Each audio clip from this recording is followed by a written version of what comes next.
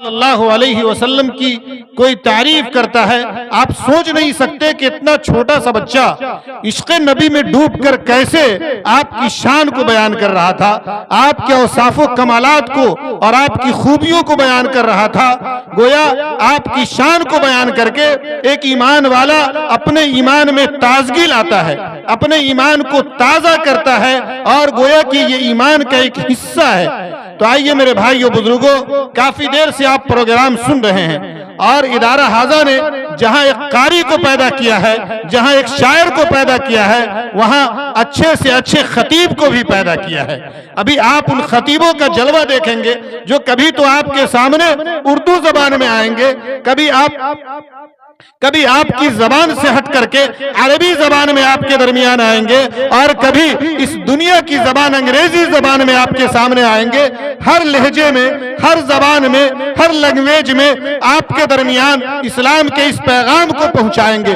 تو آئیے ان طالب علموں کے پروگرام کو دیکھ کر کے اس جلسے میں موجود ڈاکٹر بدر الاسلام ندوی صاحب کی طرف سے تمام مساہمین کو 50 روپے کا انعام دیا گیا ہے، اور ماشاءاللہ بڑے حوصلہ مند ہیں۔ دعا کیجئے اللہ تعالیٰ ان کو سلامت رکھے اور ان کی عمر میں برکت عطا فرمائے، ان کے دینے کو قبول فرمائے، کہ تمام شرکت کرنے والے بچوں کو انہوں نے 50 روپے کا انعام اپنی طرف سے دیا ہے۔ آپ حضرات بھی ماشاءاللہ نواز رہے ہیں، مزید نوازیے، اللہ آپ کے جذبے کو سلامت رکھے۔ تو آئیے تقریر کی دنیا میں، اور چونکہ ابھی جو تقریر پیش کی جائے گی یہ مقابلائی تقریر ہے، اس کے اندر مسابقہ ہوگا، جو بچے پوزیشن لائیں گے ان بچوں کو خاص انعام سے نوازا جائے گا، اور جو شرکت کرنے والے ہیں ان کے لیے بھی الگ الگ انعام جامعہ نے تیار کیا ہے۔ تو آئیے تقریر کیا چیز ہے اس بات کو سمجھنا ضروری ہے۔ خطابت کیا ہے؟ آپ جانتے ہیں کہ جس طرح انسان اپنی گفتگو کرتا ہے تو اپنی گفتگو اپنے گھروں میں بیٹھ کر اور اپنے بستر پہ بیٹھ کے تو ہر شخص کر لیتا ہے، لیکن مجمع میں آ کر کے کچھ کہنا، اسٹیج پہ کچھ کہنا، یہ ہر کس و ناکس کی بات نہیں ہے۔ اچھے کا پیجامہ گیلا ہو جاتا ہے جب اسٹیج پہ کھڑا ہوتا ہے۔ تو آج یہ چھوٹے چھوٹے بچے کس مجاہدے کے ساتھ یہاں آ رہے ہیں، آپ ان کے اس مجاہدے کو سلام کیجئے اور ان کا استقبال کیجئے اور ان کے حوصلوں کو بڑھائیے۔ خطابت چونکہ یہ ایسا ملکہ ہے، یہ ایسا میدان ہے کہ بڑے بڑے مجموعوں کو کنٹرول کیا جاتا ہے اور بڑے بڑے مجموعوں پہ حکومت کی جاتی ہے۔ آپ کو یاد ہوگا کہ جناب رسول اللہ صلی اللہ علیہ وسلم نے جب مکہ المکرمہ کی زندگی تنگ ہونے لگی اور دشواریوں کا زیادہ سامنا کرنا پڑا، تو ایسے موقع سے آپ کو ہجرت کا حکم ہوا، اور آپ نے پہلے حبشہ کی ہجرت کی اجازت دی۔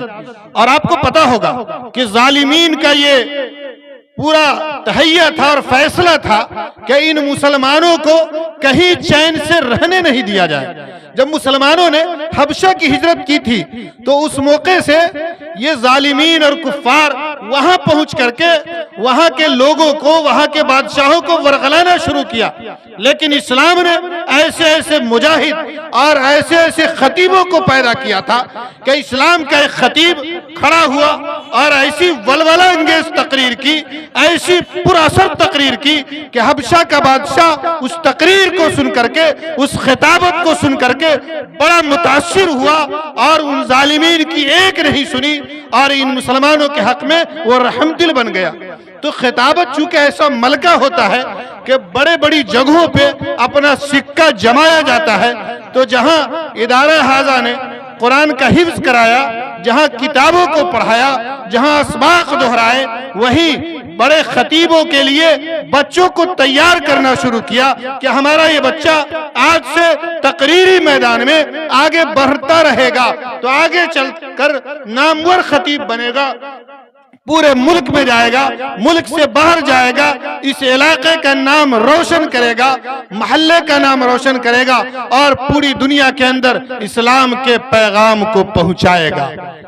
اسی لیے آئیے سیدھے ان بچوں کو جن کا نام ان فہرست میں ہے، تقریر کے لیے آپ کی سماعتوں کے حوالے کر رہا ہوں، اور آج دیکھتے ہیں کہ آپ حضرات ان بچوں کو کس طرح سنتے ہیں، کیسی زندہ دلی سے سنتے ہیں اور کیسے حوصلوں کے ساتھ آپ ان کو سنتے ہیں۔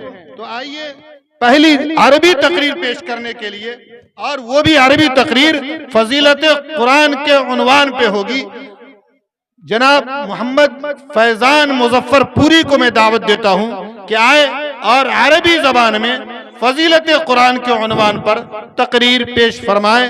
محمد فیضان مظفر پوری ڈائس پہ۔ السلام علیکم ورحمۃ اللہ وبرکاتہ۔ الحمد للہ الملک المنان وفضل ديننا على سائر الأديان من أجل نزول القرآن، والصلاة والسلام على المبعوث إلى ثقلين الإنس والجان، وعلى آله وأصحابه أصحاب العلم والشرف والعرفان۔ أعوذ بالله من الشيطان الرجيم، بسم الله الرحمن الرحيم۔ لو أنزلنا هذا القرآن على جبل لرأيته خاشعا متصدعا من خشية الله، وتلك الأمثال نضربها للناس لعلهم يتفكرون۔ أما بعد، أيها الجمع الوقود، قبل كل شيء أحييكم بتحية أهل الإسلام والجنة، السلام عليكم ورحمة الله وبركاته۔ فيا إخوة الإسلام، إن القرآن هو كلام رب العالمين وهديه المتين وصراط المستقيم ونوره المبين۔ أيها الإخوة الكرام، القرآن وهو عصمة لمن اعتصم به وشفاء لما في الصدور، كما ورد في القرآن الكريم فيه شفاء للناس۔ فيا إخوة الإسلام، من قال به صدق، ومن عمل به أجر، ومن حكم به عدل، ومن دعا إليه هدي إلى صراط مستقيم۔ أيها المستمعون والمستمعات، أتعلمون من هو خيار هذه الأمة؟ اسمعوا إلى حديث الذي رواه البخاري عن عثمان بن عفان عن النبي صلى الله عليه وسلم قال: خيركم من تعلم القرآن وعلمه. وقال رسول الله صلى الله عليه وسلم في موضع آخر: إن الله يرفع بهذا الكتاب أقواما ويضع به آخرين، لا ريب فيه لا ريب فيه لا ريب فيه. إن الله يرفع بهذا الكتاب ولصاحب القرآن أجر عظيم في الدنيا والآخرة. يقال لصاحب القرآن: اقرأ وارتقي ورتل كما كنت ترتل في الدنيا، فإن منزلك عند آخر الآية تقرأها.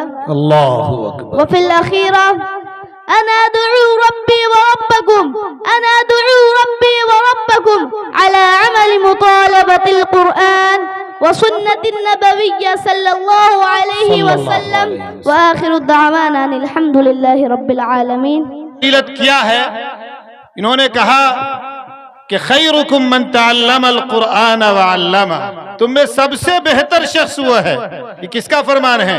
جناب رسول اللہ صلی اللہ علیہ وسلم کا فرمان ہے کہ تم میں سب سے بہتر وہ ہے جو قرآن کو سیکھے اور سکھائے۔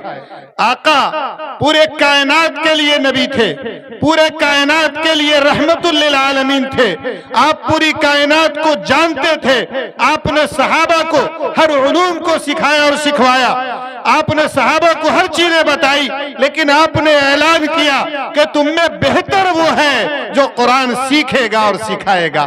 آپ نے یہ نہیں کہا کہ تم میں بہتر وہ ہے جو ڈاکٹر ہے، تم میں بہتر وہ ہے جو کلکٹر ہے، تم میں بہتر وہ ہے جو انجینئر ہے، تم میں بہتر وہ ہے جو پروفیسر ہے، نہیں، بلکہ تم میں بہتر وہ ہے جو قرآن کو سیکھے اور سکھائے۔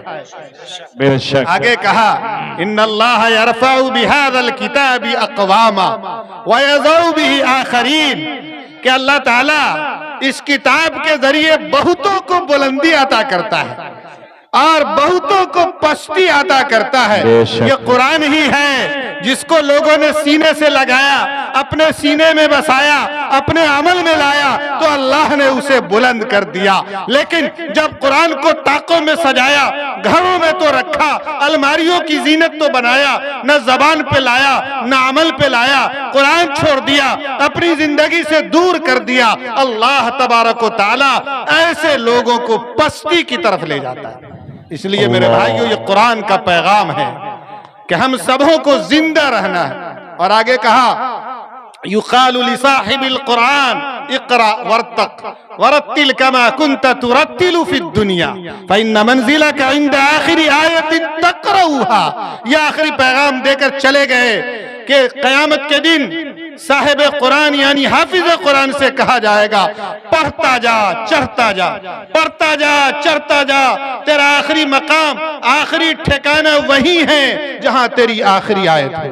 تو میرے بھائیو، یہ پیغام بڑے اچھے انداز میں ادارہ حاضہ کے اس چھوٹے طالب علم نے دیا۔ ابھی آپ کے سامنے مسلمانوں کی موجودہ مشکلات اور ان کے حل کے عنوان پر تقریر کرنے کے لیے محمد ساجد اقبال کو دعوت دیتا ہوں کہ عزیزم ساجد اقبال مدھوبنی آئے اور مسلمانوں کے موجودہ مشکلات اور حالات اور اس کا حل بتائے۔ یاد رکھیے، چونکہ زمانہ ہمیشہ نئے پن کی طرف جا رہا ہے اور آئے دن نئی چیزیں ہمارے سامنے آ رہی ہے اور نئی چیزیں آتی رہیں گی، لیکن چاہے جتنی نئی چیزیں آ جائیں، جو کچھ آ جائے، یہ سب یقیناً مسلمانوں کے لیے ایک لمحہ فکریہ ہے کہ مسلمان فکر کرے، غور کرے کہ اس حالات میں ہمیں کیا کرنا چاہیے، لیکن حالات سے گھبرانا نہیں ہے، مقابلہ کرنا۔ آپ نے سنا ہوگا کہ گرتے ہیں شہسوار ہی میدان جنگ میں، ارے گرتے ہیں شہسوار ہی میدان جنگ میں، وہ طفل کیا گرے جو گھٹنوں کے بل چلے۔ ارے جو مقابلہ میں جائے گا اسی کو یا تو ہار ہوگی یا جیت ہوگی، یا تو زخم کھائے گا یا تیر و تلوار کا مقابلہ کرے گا۔ وہ کیا گرے گا جو گھروں میں بیٹھ کر، کوٹھیوں کے نیچے بیٹھ کر نعرے تکبیر لگائے گا۔ اس لیے مسلمان ہمیشہ زندہ رہے اور زندگی کے ساتھ زندہ رہے گا تو یقیناً اللہ کامیاب کرے گا۔